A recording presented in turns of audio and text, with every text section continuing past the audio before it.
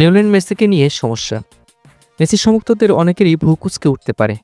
যে খেলোয়াড় ম্যাচের পর ম্যাচ বছরের পর বছর দলের জন্য সমাধান হিসেবে আবির্ভূত হয়েছেন, তিনিই কিনা সমস্যা।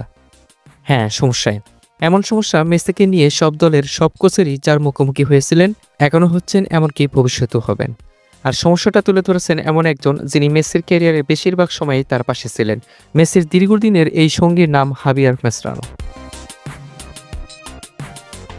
হাবিয়ার মাসরানো 2005 সাল থেকে 2018 সাল পর্যন্ত মেসির সঙ্গে আর্জেন্টিনার জাতীয় দল হয়ে খেলেছেন। এর মধ্যে 2010 থেকে 2018 সাল পর্যন্ত একই সময় ছিলেন বার্সেলোনায়ও। এখন দুজনই ইন্টার মায়ামিতে, মেসি খেলোয়াড় এবং মাসরানো কোচ হিসেবে রয়েছেন।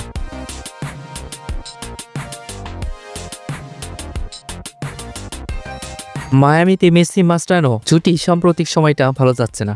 মহাদেশীয় প্রতিযোগিতায় সর্বশেষ 3 ম্যাচে হেরেছে ইন্টার মায়ামি, আর দলের সর্বশেষ 4 ম্যাচেই গোল করতে পারেনি লিওনেল মেসি। এই ক্ষেত্রে মেসিকে নিয়ে কমন সমস্যার কথা তুলে ধরেছেন মাসরানো। শুক্রবার সংবাদ সম্মেলনে মাসরানোকে এক সাংবাদিক জিজ্ঞেস করে ইন্টার মায়ামিতে মেসির উপর খুব নির্ভরশীল কিনা। প্রশ্ন শুনে হেসেই দেন মাসরানো। 40 বছর বয়সে এই কোচ তুলে ধরেন মেসিকে নিয়ে সমস্যার কথা।